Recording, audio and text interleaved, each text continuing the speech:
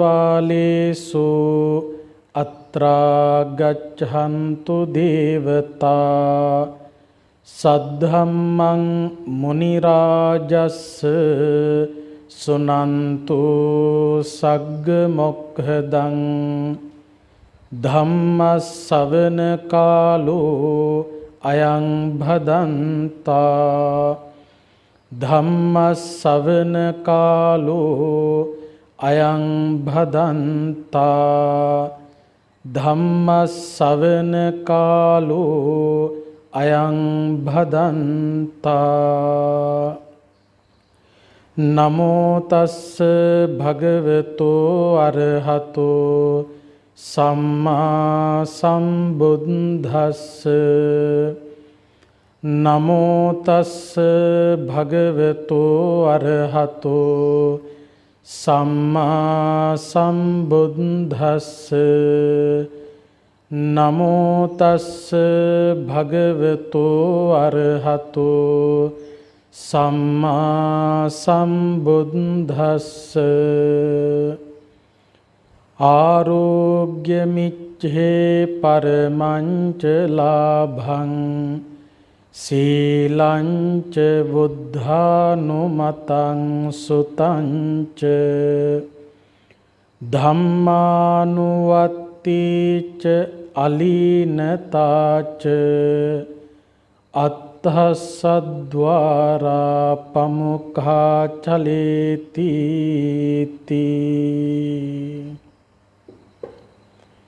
ශ්‍රද්ධාවන්ත පින්වත්නි, බිනර පුරපසළොස්වක පොහොය දවස නිමිති කරගෙන කොළඹ විශාඛා විද්‍යාලයේ බෞද්ධ සංගමයේ සංවිධානයෙන්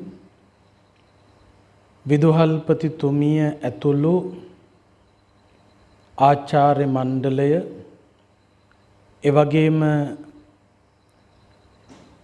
විශාඛා විද්‍යාලීය ශිෂ්‍යාවන් කොයි කවුරුත් ඒකරාශීව සිදු කරන පෙර පොහොය වැඩසටහනට සමගාමීව විකාශනය කරන ධර්මානුශාසනාව ශ්‍රවණය කිරීමටයි මේ පින්වත් කොයි කවුරුත් බලාපොරොත්තු වෙන්නේ.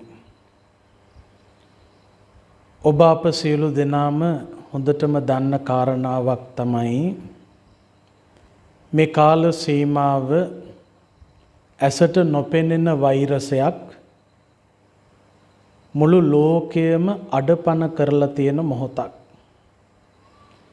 ඉතින් එවැනි කාල සීමාවක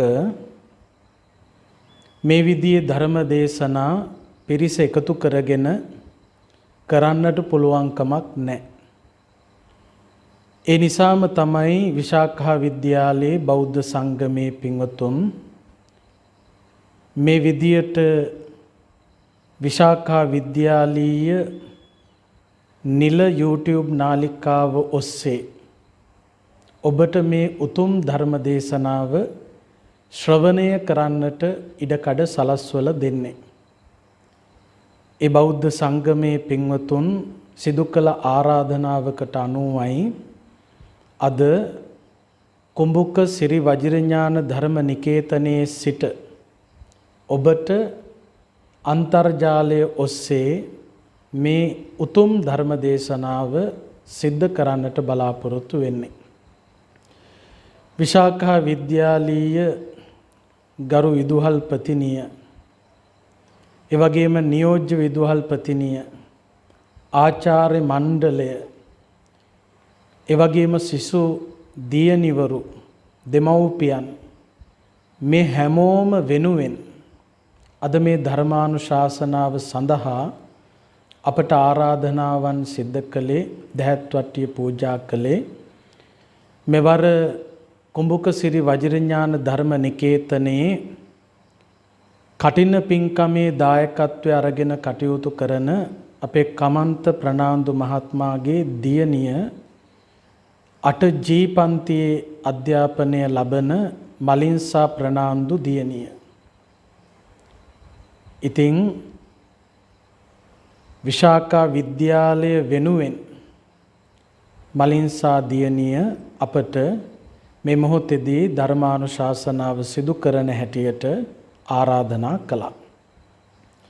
ඒ අනුවයි මේ උතුම් ධර්ම දේශනාව මේ වෙලාවේදී විකාශනය කරන්නට බලාපොරොත්තු වෙන්නේ. බිනර පුරපසළොස්වක පොහොය දවස කියලා කියන්නේ ශාසනික වශයෙන් බොහෝම වැදගත් පුරපසළොස්වක පොහොය දවසක්. එක පැත්තකින් භික්ෂුණී ශාසනයේ ආරම්භය සිද්ධ වෙන්නේ බිනර පුරපසළොස්වක පොහොය දවසේ. භික්ෂු භික්ෂුණී උපාසක උපාසිකා කියන සිව්වනක් පිරිස සම්පූර්ණත්වයට පත්වුණු පුරපසළොස්වක පොහොය දවස බිනර පුරපසළොස්වක පොහොය දවස. ඉතින් එබඳු ශාසනික වටිනාකමකින් යුක්ත මේ පොහොය නිමිති කරගෙන මේ විශාඛා විද්‍යාලයේ පින්වත් දියණිවරුන්ට අපි පැහැදිලි කරලා දෙන්න බලාපොරොත්තු වෙන්නේ බොහොම වටින ධර්ම දේශනාවක්. බුදුරජාණන් වහන්සේ සවැත් නුවර ජේතවනාරාමේ වැඩ ඉන්නකොට ඔය සවැත් නුවර හිටිය එක්තරා ධනවත් සිටුවරයෙක්. මේ සිටුවරයාගේ පුංචි පුතා අවුරුදු 7ක් වයස ඇති පුතා මේ සිටුවරයා ළඟට ඇවිල්ලා මේ සිටුවරයාගෙන් ප්‍රශ්නයක් අහනවා. පුතා තාත්තා ළඟට ඇවිල්ලා තාත්තගෙන් ප්‍රශ්නයක් අහනවා. මොකක්ද අහපු ප්‍රශ්නය? දියුණුව සඳහා අපි අනුගමනය කළ යුත්තේ කුමක්ද කියන ප්‍රශ්නය. ජීවිතය අර්ථ සම්පන්න කරගන්න, ජීවිතය දියුණු කරගන්න අනුගමනය කළ යුතු වැඩපිළිවෙල මොකක්ද කියලා තමයි මේ පුංචි පුතා පුංචි උනත් තමන්ගේ තාත්තගෙන් විමසන්නේ. ඒ වෙලාවේ මේ සිටුවරයා කල්පනා කළා මම මේ පුතා අහන ප්‍රශ්නයට උත්තරයක් දෙනවට වඩා සාර්ථක උත්තරයක් බුදුරජාණන් වහන්සේ ළඟට එක් කරගෙන ගියොත් බුදුහාමුදුරුවෝ කියලා දෙයි. ඒ නිසා මේ සිටුවරයා මොකද කළේ? පුංචි පුතාවත් එක් කරගෙන සවැත් නුවර ජේතවනාරාමයට ගියා. ජේතවනාරාමයට ගිහිල්ලා බුදුරජාණන් වහන්සේ මුණ ගැහිලා වන්දනා කරලා මේ සිටුවරයා පුතා අහපු ප්‍රශ්නය බුදුහාමුදුරුවන්ට ඉදිරිපත් කළා. බුදුහාමුදුරුවනේ මගේ පුතා මගෙන් ප්‍රශ්නයක් ඇහුවා. දියුණුව සලසා ගැනීම සඳහා අපි අනුගමනය කළ යුතු වැඩපිළිවෙල මොකක්ද කියන ප්‍රශ්නයයි මේ පුතා මගෙන් ඇහුවේ. ඉතින් බුදුහාමුදුරුවනේ මම මටත් වඩා හොඳට බුදුරජාණන් වහන්සේට මේ සඳහා පිළිතුරක් දෙන්න පුළුවන්කම තියෙන බව දන්න නිසා බුදුහාමුදුරුව මුණ ගැහෙන්න කරගෙන ආවා. ඒ වෙලාවේ බුදුහාමුදුරුව ප්‍රකාශ කරනවා මේ පුංචි පුතා මේ ප්‍රශ්නය අහන්නේ අද නෙවෙයි. මීට භව ගණනාවකට පෙර මගේ පුතා හැටියට ඉපදිලා මගෙනුත් මේ ප්‍රශ්නය අහලා තියෙනවා. ඒ කියන්නේ බුදුරජාණන් වහන්සේ එක්තරා භවයක මේ පුතාගේ පියතුමා වෙලා ඉපදිලා තියෙනවා. බෝසතාණන් වහන්සේගෙන් එදත් අහපු ප්‍රශ්නයක්. එදත් අහලා තියෙනවා දියුණුව සඳහා අපි අනුගමනය කළ යුතු වැඩපිළිවෙල මොකක්ද කියලා. සිටුතුමනි එදා උත්තර දුන්නත් ඒ උත්තරය අද මතක නැහැ. නැවත මේ ප්‍රශ්නය මේ පුතා අහනවා. අන්න ඒ වෙලාවේදී බුදුරජාණන් වහන්සේ මේ පුංචි පුතාට දියුණුව පිණිස හේතු වන එක්තරා භවයක බෝසතාණන් වහන්සේගෙනුත් විමසපු ප්‍රශ්නයට එදා බෝසතාණන් වහන්සේ දීපු උත්තරයම දිය යුතු නිසා දේශනා කළා ජාතක කතාවක්. ඒ ජාතක දේශනාව තමයි අත්තහස්සද්්වාර ජාතකය කියලා කියන්නේ.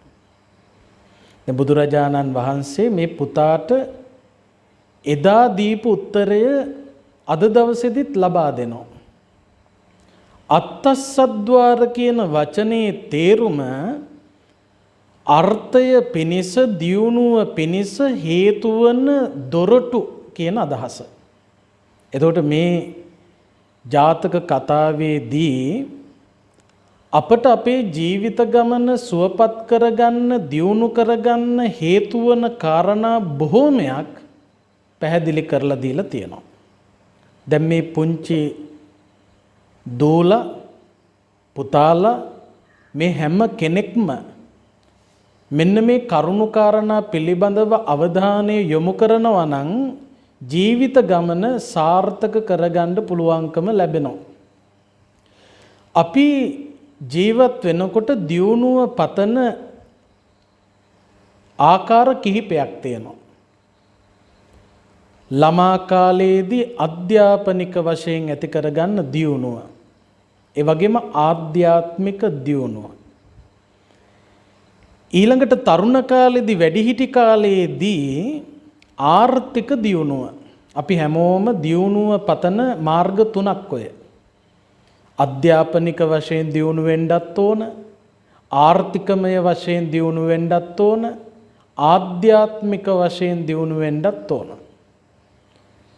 අධ්‍යාපනික වශයෙන් දියුණු වෙන්නත්, ආර්ථිකමය වශයෙන් දියුණු වෙන්නත්, ආධ්‍යාත්මික වශයෙන් දියුණු වෙන්නත් අප විසින් විවෘත කරගත යුතු දොරටු කිහිපයක් ගැන බුදුහාමුදුරුවෝ පැහැදිලි කළා. ආරෝග්‍ය මිච්ඡේ පරමංච ලාභං සීලංච වුද්ධානු මතං සුතංච ධම්මානුවත්තීච අලීනතාච අත්තස්සද්්වාරා පමුඛා චලේති. ඔන්න පළවෙනි කාරණය.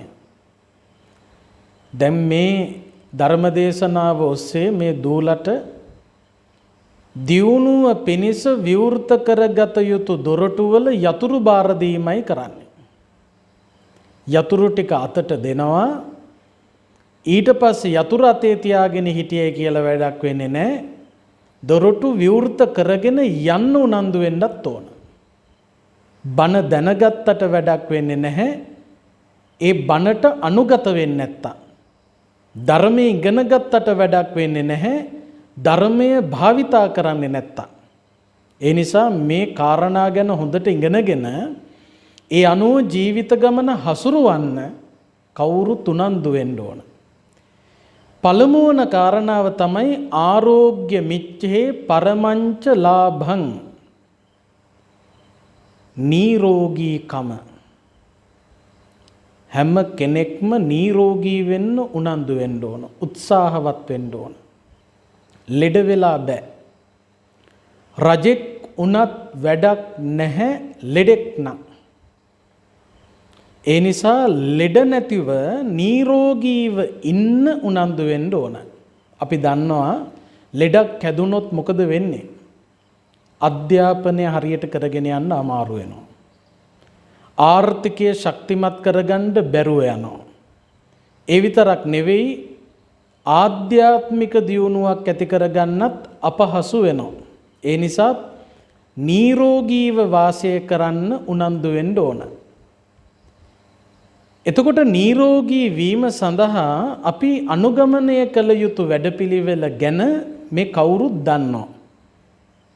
මේ දූල පුතාලා සෞඛ්‍ය විෂයට හොඳට ඉගෙන ගන්නවා. නිරෝගීව ඉන්න අපි මොන විදියටද හැසිරෙන්න ඕන කියන එක. ඒව ඔක්කොම හොඳට පිළිපදින්න ඕන. දැන් විශේෂයෙන් මේ වගේ කාල සීමාවක අපි දන්නවා මේ වසංගත තත්වයක් පැතිරිලා යන කාලයක්. එතකොට මේ වගේ වෙලාවක අපි හැමෝම මේ සෞඛ්‍ය ආරක්ෂා කරගන්න, නිරෝගීකම රැකගන්න මහන්සි ගන්න ඕන. ලෙඩ වුණොත් අමාරුයි මේ දියුණුව ඇති කරගන්න. ඒ නිසා නිරෝගීකම රැකගන්න උනන්දු වෙන්න ඕන. ඒක අත්‍යවශ්‍ය කාරණාවක්. මේ ශරීරයේ ස්වභාවය ලෙඩ වෙන එක තමයි. ලෙඩ නැතුව ජීවත් වෙන්න අමාරුයි. ලෙඩක් හැදුනහම බෙහෙත් ටික අරගෙන ලෙඩේ සනීප කරගන්න ඕන. සමහර උදවිය ඉන්නවා ලෙඩක් හැදුනහම ලෙඩේ සනීප කරගන්න උනන්දුවක් ඇත්තෙත් නැහැ.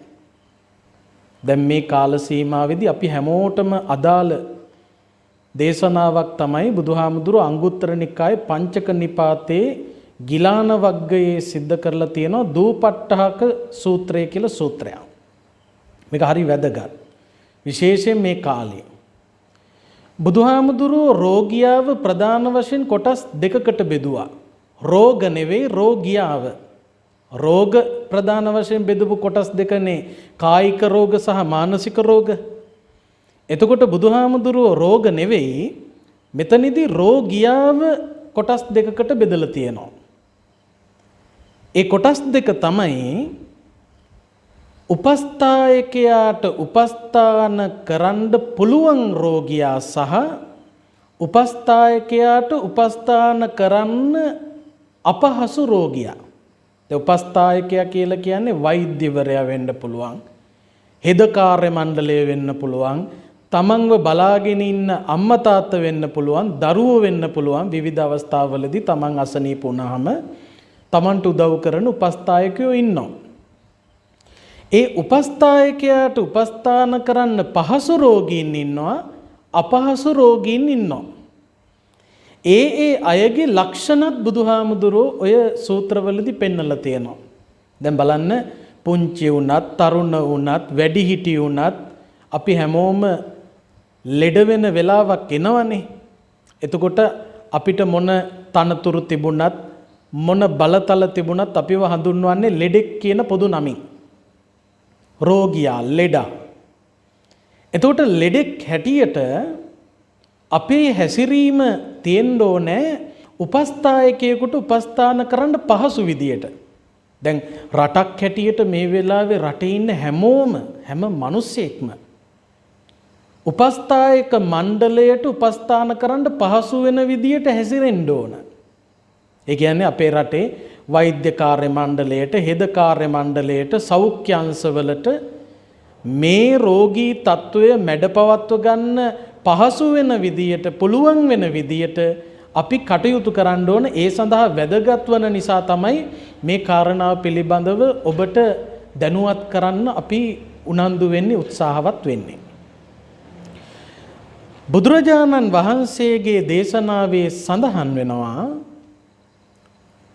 උපස්ථායකයෙකුට උපස්ථාන කරන්න අපහසු රෝගියාගේ ලක්ෂණ 5ක්.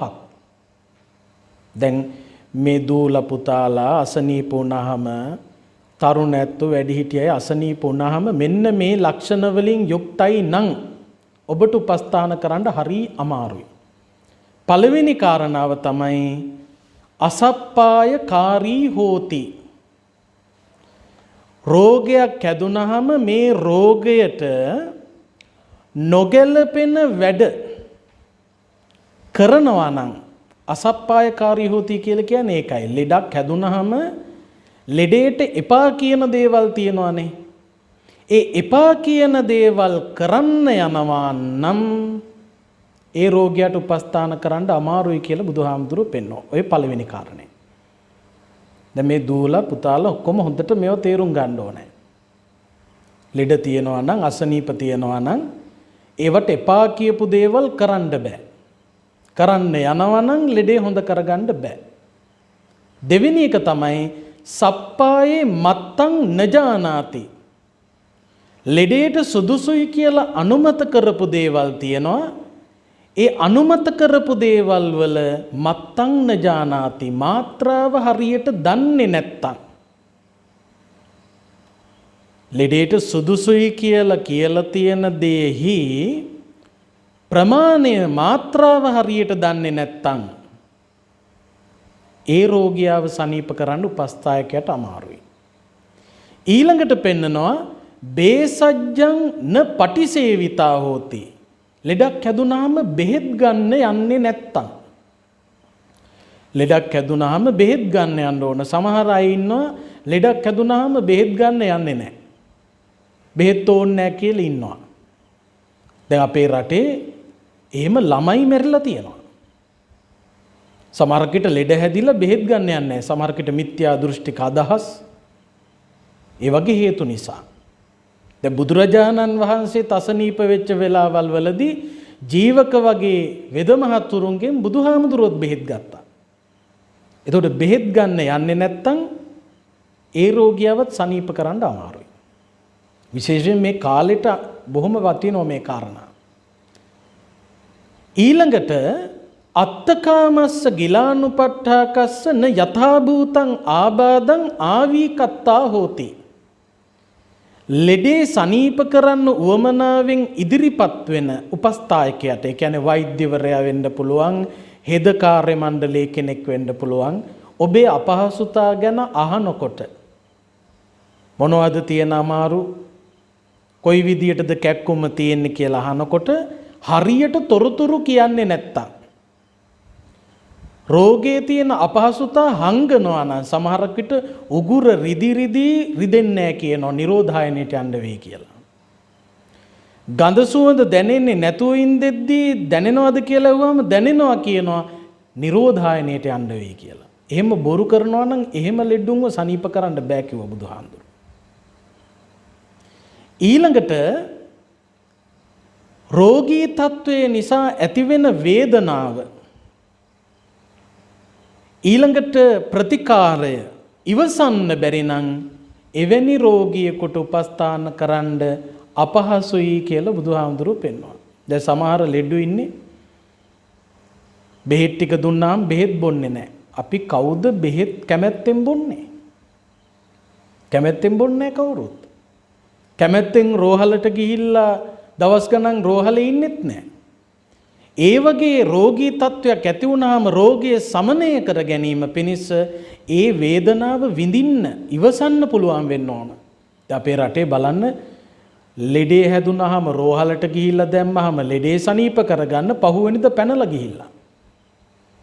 එහෙම වෙනවා නම් ඒ රෝගියාව සනීප කරන්න කිසිසේත්ම පුළුවන්කමක් නැහැ කියලා බුදුහාමුදුරුවෝ පෙන්වනවා. ඔන්න බලන්න. දැන් ලෙඩක් හැදෙන්න අපිට පුළුවන්.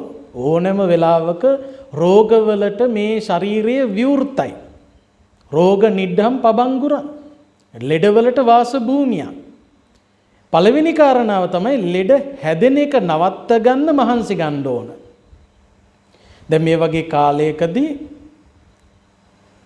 සප්පායකාරී හොති, ලෙඩේට සුදුසු දේ කරන්න ඕන.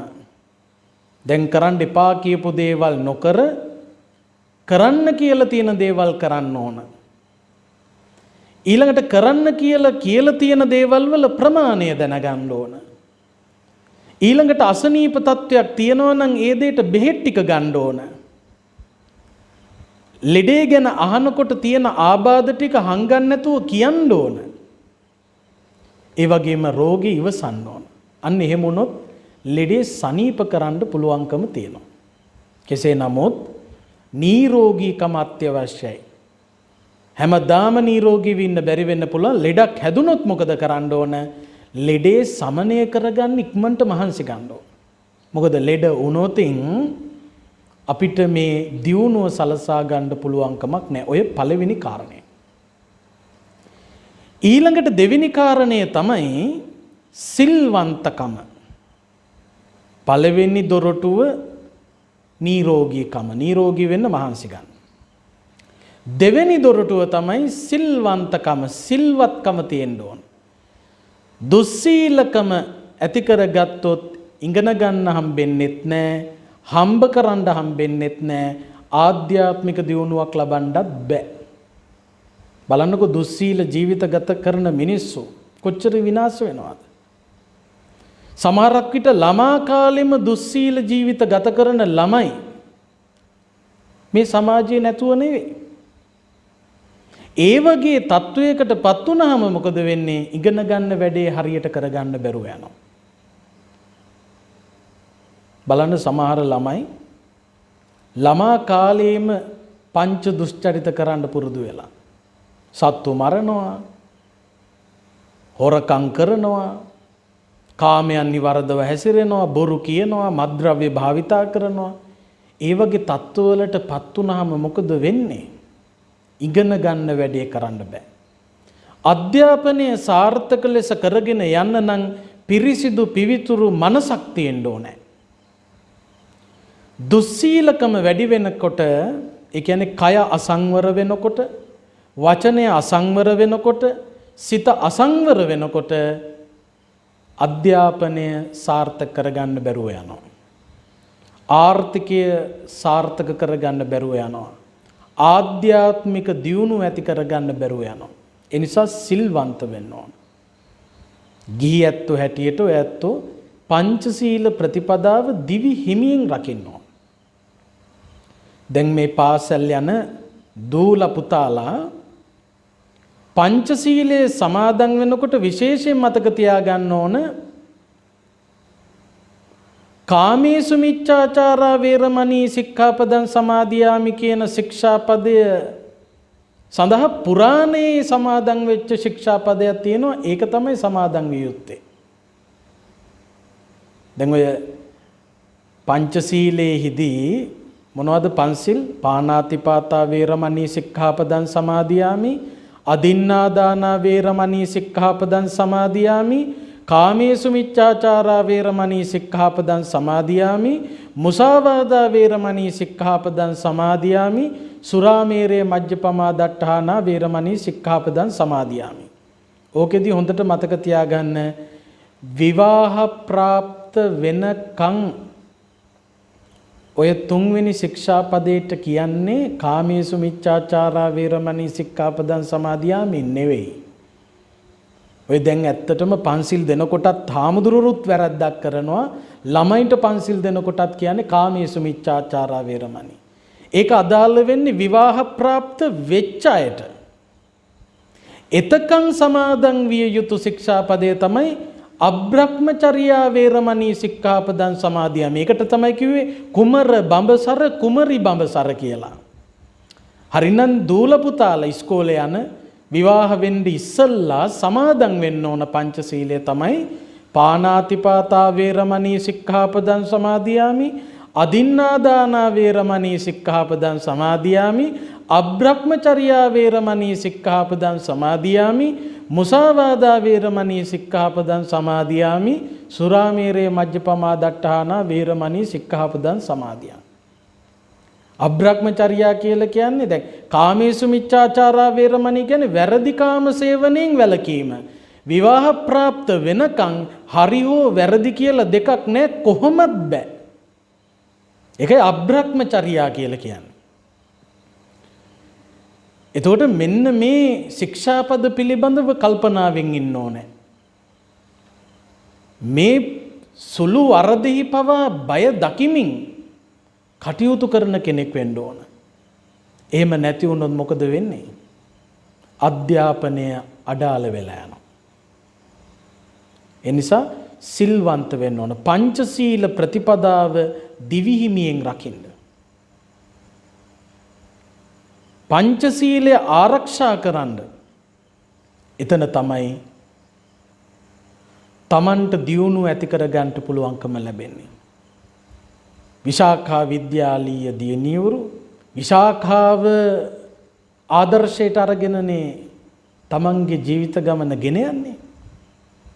විශාඛාවගේ ජීවිත ගමන ආදර්ශයට ගන්න. ඔය විශාඛා විද්‍යාලයේ පාසල් ගීතයම ලොකු ආදර්ශයක් සපයනවා.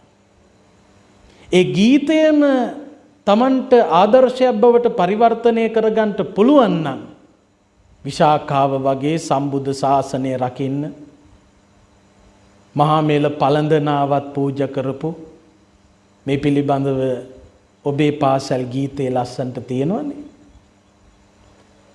එතකොට විශාඛාව පංචශීල ප්‍රතිපදාව ආරක්ෂා කරපු උපාසිකාවක්. සම්බුද්ධ ශාසනය ආරක්ෂා කරගත් උපාසිකාවක්. එලෙසින් සීලයට තැන දෙන්න. දුස්සීලවන්ත වෙන්න එපා. දුස්සීල වුණොත් ඒ කෙනාට දියුණුවක් ලබන්න පුළුවන් කමක් නැහැ. ඒ නිසා පුංචි කාලේ ඉඳලා සිල්වන්ත වෙන්න ඕන. වරදේ බය දකින්න ඕන. අපාය භය පච්ච වෙක්කනතා. පාප කර්මයක්, අකුසල කර්මයක්, දුස්සීල ජීවිතයක් ගත කළොත් මට දුගතිගාමී වෙන්න සිද්ධ වෙනවා කියන බය ඇති කරගන්න ඕන. ඉස්සර පන්සල් වල අපාය අඹල පෙන්වුවේ ඒකයි. පන්සලට අයිති කොටසක් නෙවෙයි අපාය. පන්සලට ගැලපෙන්නෙම නැහැ අපාය. හැබැයි ඇයි එදා අපාය අඹල පෙන්වුවේ? ඒ පරණ පන්සල් වල අපාය අඹල තියෙනවා. ඇයි ඒ? ඒවයි ලියලා තියෙනවා මේ වැරදි කළාම මෙන්න මේ විදියට අපාගාමී වෙනවා.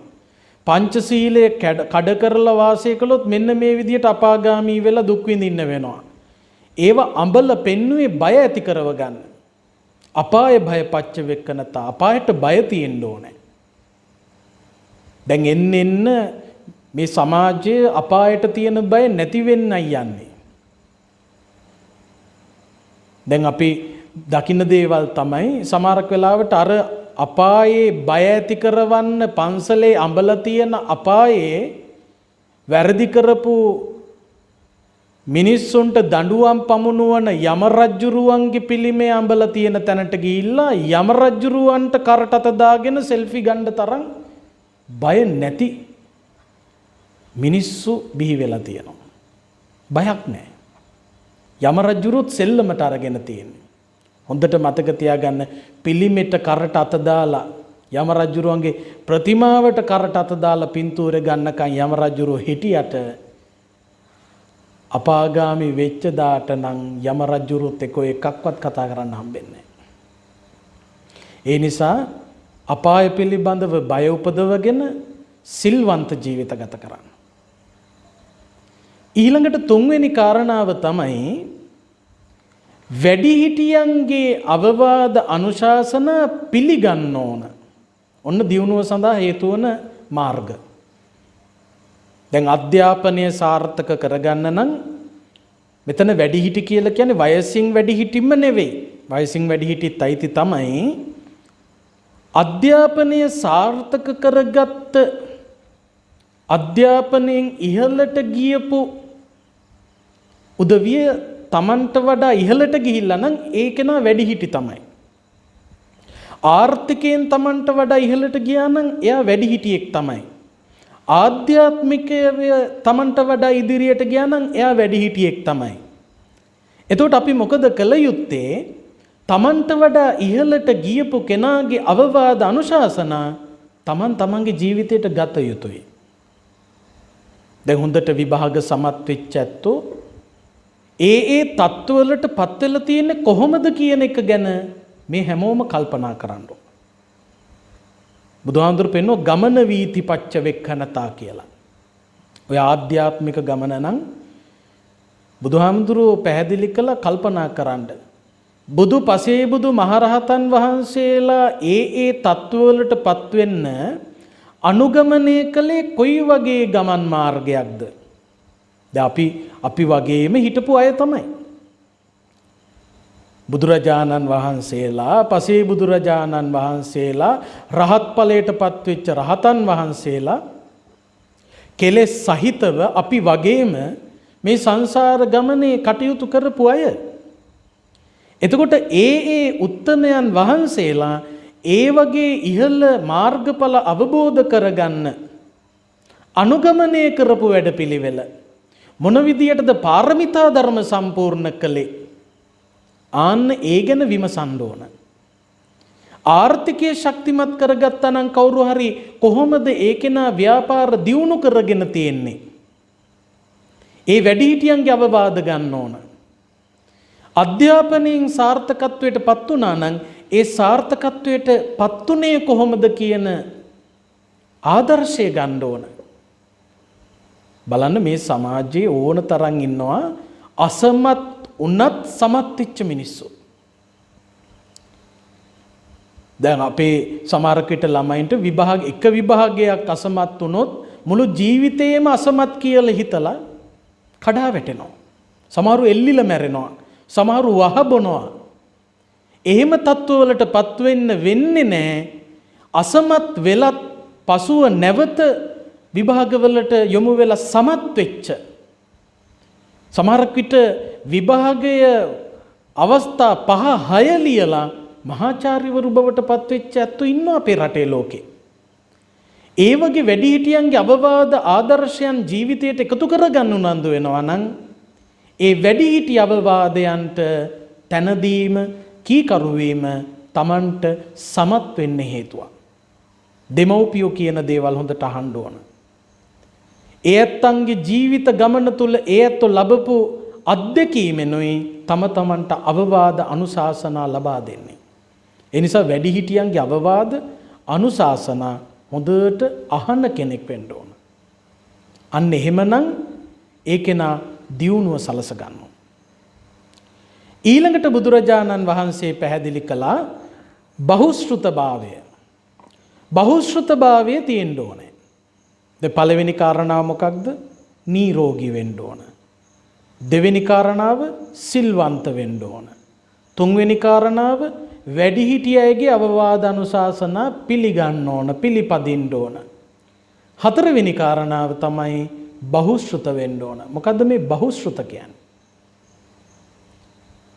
මේ සමාජය පිළිබඳව, ලෝකයේ පිළිබඳව අපි දැනගත යුතු දේවල් බොහෝමයක් තියෙනවා. මැරෙනකන් තියෙන ඉගෙන ගන්න. හැම වෙලාවකම ලෝකේ යමක් ඉගෙන ගන්න තියෙනවා. එතකොට නිතර ඇහුම්කන් දෙන්න පුළුවන් වෙන්න ඕන. පොතපත පරිශීලනය කරන්න ඕන. පිරිච්ච මිනිසෙක් වෙන්න ඕනේ. පිරුණු කලේ දිය නොසැලේ. පිරිච්ච කෙනෙක්. බහුශ්‍රතකම කියන්නේ ඒකයි. උගත්කමත් බුද්ධිමත්කමත් එකට එකතු වෙච්ච ස්වභාවයක් තමයි බහුශ්‍රතකම කියලා කියන්නේ. එතකොට ඔය විවිධ විෂයන් ඉගෙන ගන්නවා වගේම ධර්මය ඉගෙන ගන්න ඕන. බුදුහාමුදුරුවෝ දේශනා කරලා තියෙන ධර්මය තුලින් තමයි මේ ලෝකයේ යථාර්ථය පෙන්වලා තියෙන්නේ. මේ ලෝකේ සාමාන්‍යයෙන් බැලුවට පෙනෙන්නේ නැති ගැඹුරක් දකින්න පුළුවන්කම ලැබෙනවා ධර්මයේ පරිශීලනය කරනකොට. ඒ නිසා ධර්මයේ පරිශීලනය කරන ඇසූ පිරූ ගතිය තියෙන බහුශ්‍රුතභාවයක් ඇති කර ගන්න ඕන. ඒක නා දියුණුවටපත් වෙනවා. මේ ලෝකය ගැන, මේ සමාජය ගැන දැනුවත් වීම අත්‍යවශ්‍යයි. බලන්න නොදැනුවත්කම නිසා මොන තරම් හානි සිද්ධ වෙනවද? සමහර දරුවෝ මේ සමාජය පිළිබඳව හරියට හඳුනා නොගන්න නිසා ගොඩාක් තැන්වලදී ජීවිත ගමන වරද්දගෙන තියෙනවා. ඒ නිසා ඔබට වරදින්න පුළුවන් මේ ලෝකයේ යථා ස්වභාවය හරියට හඳුනාගත්තේ නැත්තම්. ඒ නිසා බහුශ්‍රුත වෙන්න ඕන. ඔය පොත්පත් කියවන්න ඕන. දැන් එන්න පොත් කියවන ප්‍රමාණය හරියට අඩු වෙලා. පොත් පෙරලන එක, පුස්තකාල පරිශීලනය අන්තිමයි. ඒ නිසා දවසකට පොතක් අරගෙන පිටු කිහිපයක් හරි කියවන්න පුරුදු වෙන්න ඕන. ඔය කටපාඩම් කියලා එකක් තියෙනවා. ඇස් පාඩම් කියලා තියෙනවා. කම් පාඩම් කියලා තියෙනවා. දැන් කතා කරන්නේ කටපාඩම ගැන විතරනේ. කම් පාඩම් කියලා තියෙනවා. දැන් මේ අහන ඒවායින් කම් පාඩම් වෙනවා. ඊළඟට බලනකොට ඇස් පාඩම් වෙනවා. ඔය කටපාඩම විතරකුත් මදි. ඇස් වලටත් පාඩම් කරලා දෙන්න ඕනේ. එතකොට තමයි සමහරකට ඔය හොඳට පොත් පාඩම් කරපු අයට විභාගෙට ගිහිල්ලා ප්‍රශ්න පත්‍රයේ තියෙන දේ ප්‍රශ්නේ කියවනකොටම පොතේ පිටුවත් එක්කම පේන්න ගන්නවා. ඔන්න ඇස් පාඩම් කරපු අය. ඇහැට පාඩම් මුළු කොලේම පේන්න ගන්නවා. ඒ විදිහට ඇස් පාඩම් කියලා තියෙනවා, කම් පාඩම් කියලා තියෙනවා. ඒතර කටපාඩම විතරක් මදි. එහෙනම් හොඳ දේවල් අහන්න ඕන, හොඳ දේවල් බලන්න ඕන, හොඳ දේවල් කියන්න ඕන. එතකොට කටිනුත් පාඩම්, ඇහෙනුත් පාඩම්, කනිනුත් පාඩම්, ඒකෙන් නම් බහුශ්‍රතයි. ඒ නිසා බහුශ්‍රතකම ඕන. ඊළඟට ධර්මානුකූල පිළිවෙත අවශ්‍යයි. ධර්මයට බර වුණු ස්වභාවය, ධර්මයට අනුගත වෙච්ච ස්වභාවය. අධර්මයේ පස්සේ දිවුවොත් ඒක නා විනාශ වෙනවා. ධර්මයට බර වෙන්න ඕන. ධම්මානුවත්ති කියලා කිව්වේ ඒකයි. ඊළඟට අවසාන දොරටුව තමයි අලීනතාච. කම්මැලි නොවී ඉන්න ඕන. කම්මැලිකම කියලා කියන්නේ හැම අංශකම බිඳ වැටෙන්න හේතුවක්. ඉගෙන ගන්නත් බෑ, හම්බ කරන්නත් බෑ, නිවන් දකින්නත් බෑ. කම්මැලි වුණොත්. අලීනතාච, කම්මැලි නොවී කටයුතු කරන්න. කම්මැලිකමට පුරුදු වුණාම වීරවන්තව වැඩ කරන්න බැරුව යනවා. බුදුහාමුදුරුවෝ පෙන්නවා වීරවන්ත වීමේ වැදගත්කම. උත්සාහෝ රිපුවත් මිත්‍ර මාලස්යම් මිත්‍රවත් රිපු කියලා සංස්කෘත ශ්ලෝකයක තියෙනවා. උත්සාහෝ රිපුවත් මිත්‍ර. උත්සාහය කියන්නේ හතුරෙක් වගේ පෙනුම තියෙන මිතුරෙක්ලු. හතුරෙක් වගේ පෙනුම තියෙන්නේ. ඒක දකින්නකොටම නිකන් හතුරෙක් වගේ පේන්නේ උත්සාහය. දැන් බලන්න උදේ පාන්දර නැගිටින එක, පන්ති අනේක, ඉස්කෝලේට අනේක, දැන් කාලේ නම් ඔන්ලයින් පන්ති. ඒවයි එදිලා ඉන්න එක, පොත් පෙරලන එක, පොත් පාඩම් කරන්න කියපේව පාඩම් කරනකොට මේක මහ කරදරයක් හැටියට පේන්නේ. ඒක හරි. උත්සාහෝ රිපුවත් මිත්‍ර. උත්සාහය කියන්නේ හතුරෙක් වාගේ පෙනුම තියෙන්නේ, ඇඳගෙන ඉන්නේ හතුරු ස්වරූපයක්. හැබැයි ඇතුළේ ඉන්නේ කවුද? මිත්‍රෙක්. මාලස්යම් මිත්‍රවත් රිපු. හොඳට මතක තියාගන්න. කම්මැලිකම, අලසකම කියලා කියන්නේ මිතුරු පෙනුමක් පේන එකක්. ඇඳගෙන ඉන්නේ මිතුරු ස්වරූපයක්. හැබැයි බදා ගත්තොත් මොකද වෙන්නේ? ඇතුලේ ඉන්නේ හතුරෙක්. ඒ නිසා මිතුරු ස්වරූපය පෙනුනත් සැබවින්ම හතුරෙක් නිසා අලසකමට බර වෙන්න එපා.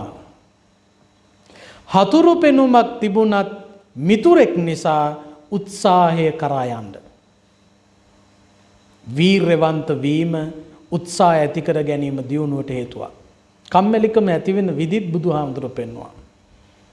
ඉගෙන ගන්න කාලේ කම්මැලිකම එන්න පුළුවන් විදිය, හම්බ කරන්න යනකොට කම්මැලිකම එන්න පුළුවන් විදිය, ආධ්‍යාත්මික දියුණුව ලබනකොට කම්මැලිකම එන්න පුළුවන් විදිය ගැන බුදුහාමුදුරුවෝ පෙන්වුවා. මොනවද? ඔය හැම දියුණුවකටම කරන්න ඕන වැඩ තියෙනවානේ. නිකන් හිටියට දියුණු වෙන්න බෑනේ. වැඩ කරන්න ඕන. කරන්න තියෙන වැඩ කම්මැලිකාරයාගේ ලක්ෂණ. දැන් කල්පනා කරන්න ඕන මේ දූලට, පුතාලට, මේ හැමෝටම මෙන්න මේ ලක්ෂණ ටික තියෙනවා නම් දියුණු වෙන්න බෑ. මොනවද? දියුණුව පිණිස වැඩක් කරන්න තියෙනවා නම්, ඉගෙන ගන්න තියෙනවා නම්, මොකක් හරි වැඩක් තියෙනවා නම් ඒ වැඩේ මෙන්න මේ හේතු නිසා පස්සට ඇදලා දානවා නම් ඔබ දැන් පාන්දර වැඩි කියලා වැඩ නවත්තනවා නම්, උදේ පාන්දර වැඩි කියලා වැඩ කරන එක නවත්තනවා. සමහරු එහෙමනේ. හවස් වෙනකොට හවස වැඩි කියලා වැඩ නවත්තනවා. රස්නියක් වගේ આવොත් දැන් රස්නී කියලා වැඩ නවත්තනවා. සීතලක් වගේ આવොත් සීතලයි කියලා වැඩ නවත්තනවා. කුසගින්නක් આવොත් දැන් නම් කුසගිනී කියලා වැඩ නවත්තනවා.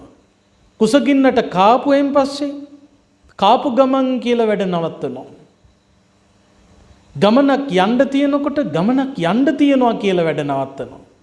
ගමන ගිහින් ආවේ කියලා වැඩ නවත්තනවා. හෙට ගමන යන්නේ නම් අදත් නිවාඩු, හෙටින් පස්සේ දවසෙත් නිවාඩු. ගොඩාක් ළමයිනුත් එහෙම තමයි. හෙට කොහේ හරි යනවා නම් අද දවසේ ඉස්කෝලේ යන්නේ. අදත් ඉස්කෝලේ යන්නේ, හෙට ගමන නිසා ඉස්කෝලේ නැහැ. ඊට පස්සේ ගමන් මහන්සියට දවසකුත් ඉස්කෝලේ නැහැ. දවස් 3ක් ඉවරයි. එහෙම කම්මැලිකාරයෝ කොහොමද දියුණු වෙන්නේ? කම්මැලි වෙන්නත් එපා, කම්මැලිකාරයෝ ආශ්‍රය කරන්නත් එපා.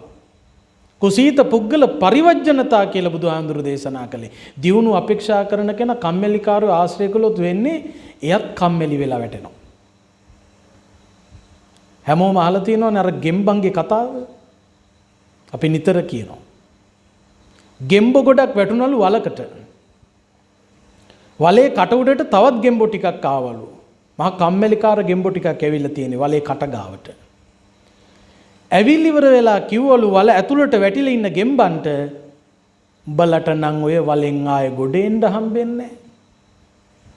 කොහෙන් ගොඩ එන්නද ඔය මහ ලොකු වලක්? උඹලට ඔය වලේ කණ්ඩ නැතුව මැරිලා යන්න තමයි වෙන්නේ. ගෙම්බ ඔක්කොම මැරුණලු. එක ගෙම්බෙක් විතරක් වලෙන් උඩට ආවලු. බලපුවාම ඒ ගෙම්බට කන් ඇහෙන්නේ නෑලු. ඒ ගෙම්බට කන් ඇහිච්ච නැති නිසා ගෙම්බ බේරුණා. අර කම්මැලි කාරයෝ ටික වල උඩ ඉඳගෙන කියපු කම්මැලි වචන ටික අහපු කන් ඇහිච්ච ගෙම්බ ටික ඔක්කොම මේ කුසීත පුද්ගලයෝ නිසා විනාශ වුණා. ඔබේ ජීවිතේටත් ওই දේ වෙන්න පුළුවන්. අර වලේ මැරුණු ගෙම්බන්ට වෙච්ච දේ වෙන්න පුළුවන් කම්මැලි කාරයන්ගේ වචන අහන්න ගත්තොත්. ඒ නිසා උත්සාහවන්තයින්ව ආශ්‍රය කරන්න ඕන. කම්මැලිකම තිබිලා බෑ. තවත් එක ගොවි පොලක හිටියලු වයසක බූරුවෙක්. ගොවි පොලේ අතහැරලා දාලා තිබිච්ච වලකට වැටුණලු මේ බූරුවා. ගොවි පොලේ පාලකයා හෙව්වලු මේ වයසක බූරුව කොහෙද කියලා. බලනකොට දැක්කලු වලට වැටිලා ඉන්නවා. මේ ගොවිපළ බලා ගන්න මිනිස්සයා කල්පනා කරාලු මේ වයසක බූරුවගෙන් නම් මට ඇති වැඩක් නැහැ. මේ වලට වැටිච්ච එකේ එහෙම්මම වලේම වලලා දාන එක තමයි හොඳම වැඩේ කියලා ගොවිපළේ ඉන්න අනිත් අයට මිනිසුන්ට කිව්වලු ඔය එහෙම තියෙන කුණු කන්දල් ටික ගෙනල්ලා ඔක්කොම මේ වලට දාලා බූරුවත් එක්කම වල වහලා දාන්න කියලා. වයසක හරි යන්න එන්නත් බෑ. එහෙම මට්ටමේ හිට බූරුවා.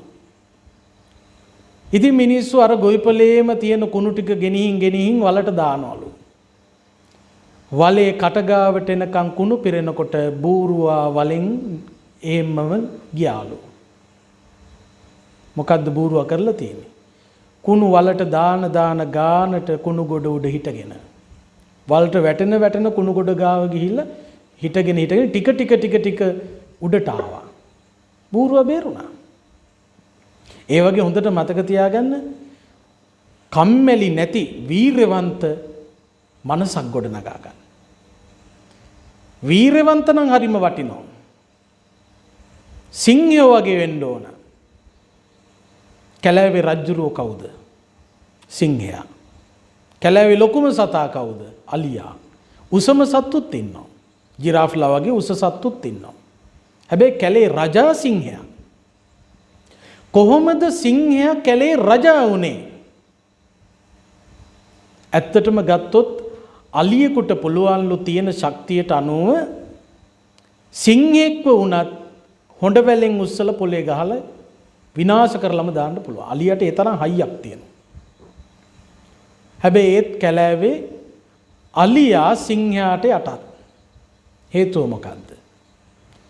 සිංහයා අලියෙක් දකින්නකොට සිංහයාට හිතෙනවලු අද මේ එන්නේ මගේ ගොදුර.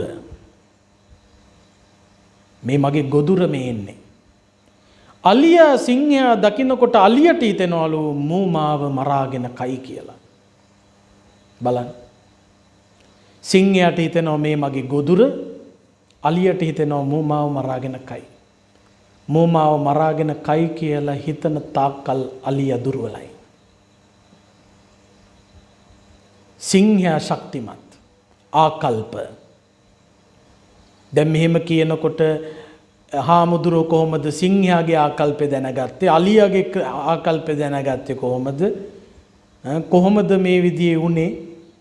එහෙම මේ කතාවේ ඇත්ත නැත්ත හොයන එක නෙවෙයි.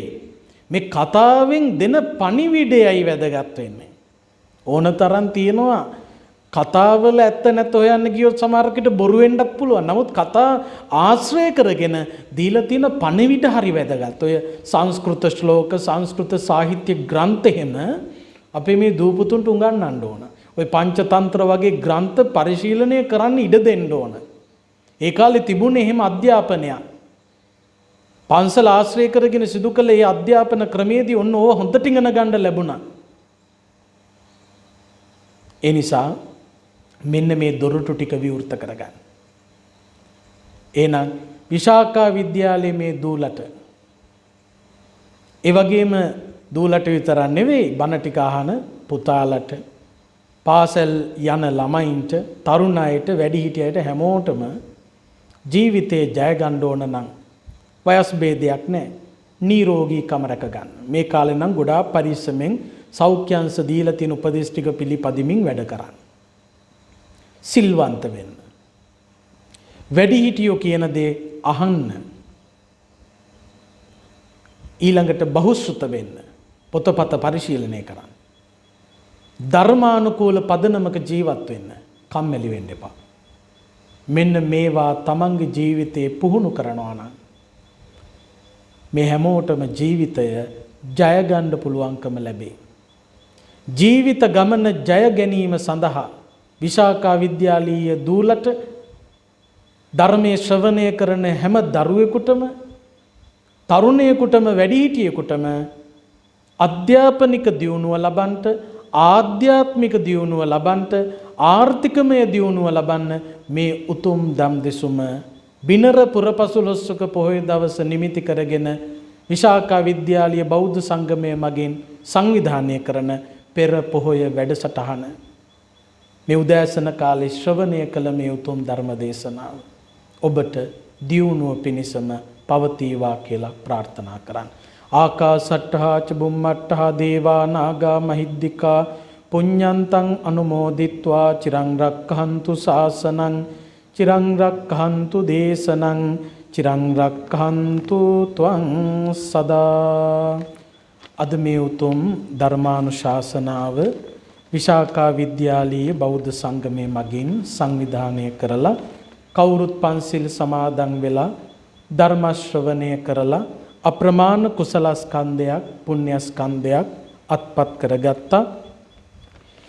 අද විශේෂයෙන් මේ උතුම් පින්කම සිද්ධ කරලා බලාපොරොත්තු වෙනවා විද්‍යාලීය විදුහල්පතිනිය සඳමාලී අවිරුප්පල මහත්මිය නියෝජ්‍ය විදුහල්පතිනිය ඇතුළු කොට ඇති ආචාර්ය මණ්ඩලයේ ගුරු මහත්ම මහත්මීන් ඒ වගේම ශිෂ්‍යාවන් දෙමව්පියන් අනධ්‍යන කාර්ය මණ්ඩලය මේ හැමෝම බලාපොරොත්තු වෙනවා විශේෂයෙන් විශාකා විද්‍යාලීය ආදි කර්තෘතුමිය ජෙරමියස් ඩී.එස්.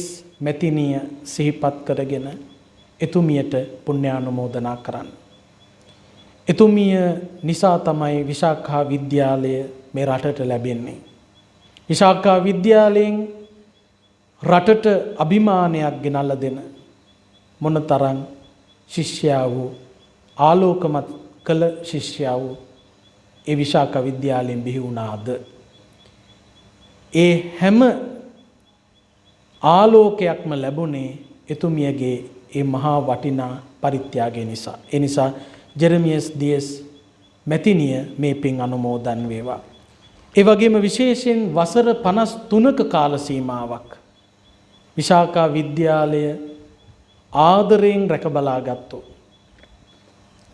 දශක ගණනාවක දරුවන් රැකපෝ. දශක ගණනාවක විදුහල්පතිවරුත් එක්ක ආචාර්ය මණ්ඩලයත් එක්ක පාසල් භූමිය ආරක්ෂා කළ විශේෂයෙන් 2021 සැප්තැම්බර් මාසේ 4 වෙනිදා අවුරුදු 84ක් ආයුෂ භුක්ති වින්දනය කරලා මේ කවුරුත් ආදරය කරන ජන්මාන්තරගත වන්නට යෙදුණු විල්සන් දහනායක මහත්මයා සිහිපත් කරගෙන එතුමන්ට පුණ්‍ය අනුමෝදනා කරන්නටත් බලාපොරොත්තු වෙනවා. ඒ වගේම විශේෂයෙන් විශාකා විද්‍යාලයට බොහෝම සමීපයි බම්බලපිටිය සිරි වජිරාරාමය. අපේ සිරි වජිරාරාමාධිපති අමරපුර ශ්‍රී ධර්මරක්ෂිත මහනිකායේ මහානායක දුරන්දර අතිපූජනීය තිරිකුණාමලේ ආනන්ද මහානායක මාහිම්පාණන් වහන්සේ බොහෝම සමීප සම්බන්ධතාවයක් විශාකා විද්‍යාලය සමග තියෙනවා. ඉතින් මේ වෙලාවේ බෞද්ධ සංගමයේ පින්වතුන් විදුහල්පතිනිය ඇතුළු හැමෝම මේ අවස්ථාවේදී බලාපොරොත්තු වෙනවා අපේ අතිපූජනීය මහානායක මාහිම්පාණන් වහන්සේගේ මෑණියන් වහන්සේ මීට දින ගණනාවකට පමණ පෙර ආතුව අවුරුදු 94ක් ආයුෂ භුක්ති වින්දනය කරලා දරුවෝ 12 දෙනෙක් රටට ජාතියට පුද දීලා ජන්මාන්තරගත වන්නට යෙදුණු NHW ඇලන්සිනා උපාසිකා මාතාව සිහිපත් කරගෙන එතුමියට පුණ්‍ය අනුමෝදනා කරන්නටත් බලාපොරොත්තු වෙනවා. ඒ වගේම විශාකා විද්‍යාලීය ආදි විදුහල්පතිනිවරු, ඒ වගේම නියෝජ්‍ය විදුහල්පතිනිවරු, ආචාර්ය මණ්ඩලයේ ගුරු මහත්ම මහත්මීන්, මිය පරලෝ සැපත් වෙච්ච යම්තාක් පිරිස් වෙතොත්, දියණිවරු, දෙමව්පියෝ, අනධ්‍යයන කාර්ය මණ්ඩලයේ මිය ගිය ඇත්තෝ යම්තාක් පිරිස් වෙතොත් ඒ හැමෝමත් සිහිපත් කරලා පින් දෙන්න බලාපොරොත්තු වෙනවා. ඒ වගේම රට ජාතිය සම්බුදු සසුන වෙනුවෙන් અભීතව කටයුතු කරලා පවත් වී වදාළ මහ සංගරුවන ජාතික වීරයෝ, යුද බිමේදී මියගිය වීරෝධාර රණවිරුවෝ, සුනාමි වගේ ස්වභාවික විපත් නිසා, පාස්කු ඉරිදා ප්‍රහාරය වගේ ප්‍රහාර නිසා, වසංගත තත්ත්වය නිසා මියගිය යම්තාක් පිරිස් වෙතොත් ඒ හැමෝම සිහිපත් කරගෙන පුණ්‍යානුමෝදනා කරන්නට බලාපොරොත්තු වෙනවා.